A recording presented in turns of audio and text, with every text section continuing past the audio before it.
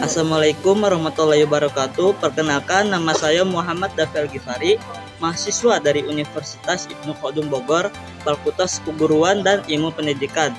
Program studi saya Pendidikan Masyarakat. Baik, video kali ini saya buat untuk memenuhi tugas UTS mata kuliah Komunikasi Sosial dan Pendidikan dari Ibu dosen Anissa Fitri, MPD.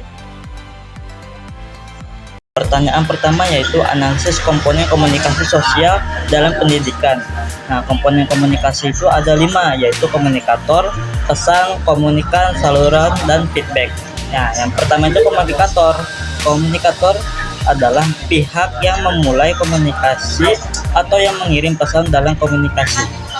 Komunikator juga sangat penting, sangat penting dalam membuat, merancang dan mengirim pesan pada orang lain.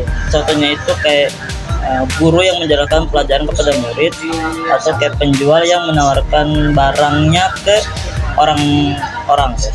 Yang kedua itu pesan. Nah, pesan itu adalah isi atau informasi yang ingin disampaikan oleh komunikator. Pesan dapat berupa kata-kata, gambar, suara, isyarat, atau simbol. Nah, contohnya itu seperti informasi, pertanyaan, dan peringatan. Lanjut, yang ketiga itu komunikan. Nah, komunikan itu adalah orang yang menerima pesan. Kesuksesan komunikasi itu sangat bergantung pada bagaimana komunikan memahami pesan saat berkomunikasi. Nah, contohnya itu kayak pembeli yang mendengar penjual, kayak siswa yang mendengarkan gurunya. Nah, selanjutnya itu saluran. Atau media itu adalah alat atau cara yang digunakan untuk menyampaikan pesan secara jarak jauh. Saluran bisa bersifat langsung atau melalui teknologi. Nah, contohnya kayak WhatsApp, email, poster, dan lain-lain. Dan yang kelima itu feedback atau umpan balik. Nah, feedback itu adalah reaksi atau tanggapan yang diberikan komunikan kepada komunikator. Nah, fungsinya itu untuk mengetahui pesan bisa dipahami atau perlu dijelaskan ulang. Nah, contohnya itu seperti menjawab pertanyaan, ekspresi setuju atau menunjukkan tidak setuju. Soal selanjutnya adalah tujuan dan fungsi komunikasi sosial. Yang pertama itu tujuan komunikasi itu membangun dan menjaga hubungan sosial agar individu dapat saling mengenal, berinteraksi, dan menciptakan hubungan yang harmonis dalam masyarakat. Terus menyampaikan informasi agar pesan, gagasan, atau pengetahuan dapat diterima orang lain dengan tepat, dan mempengaruhi atau mengubah sikap komunikasi digunakan untuk meyakinkan atau mempengaruhi pandangan, perilaku, dan keputusan orang lain, serta menciptakan pemahaman bersama supaya tidak terjadi salah paham dan semua pihak memiliki persepsi yang sama. Selanjutnya, soal ketiga adalah perbedaan dan pentingnya komunikasi intrapersonal. Komunikasi intrapersonal adalah komunikasi yang terjadi dalam diri seseorang atau komunikasi yang terjadi dalam diri orang-orang tanpa melibatkan orang lain secara langsung, yang artinya proses berpikir, merenung, menilai diri, atau berbicara dalam hati. Nah, komunikasi ini tidak melibatkan orang lain secara langsung karena terjadi antara diri sendiri dengan pikiran sendiri juga. Nah, contohnya itu mengatur diri sendiri, mengingatkan diri sendiri untuk tenang saat gugup atau panik.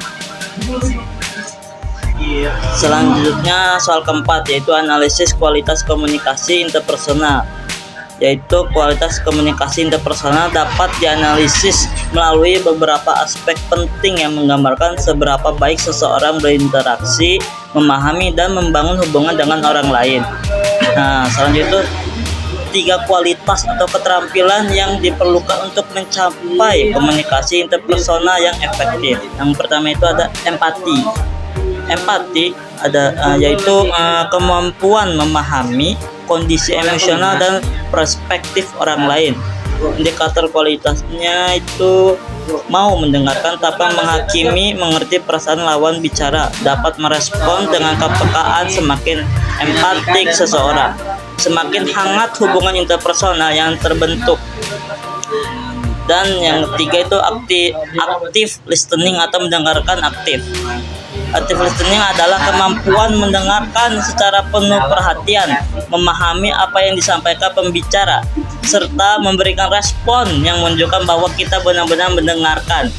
Mendengarkan aktif bukan hanya mendengar suara, tetapi juga melibatkan fokus, empati, dan umpan balik yang tepat. Contohnya itu seperti mengganggu sambil mempertahankan kontak mata atau mimik muka. Dan yang terakhir, empati.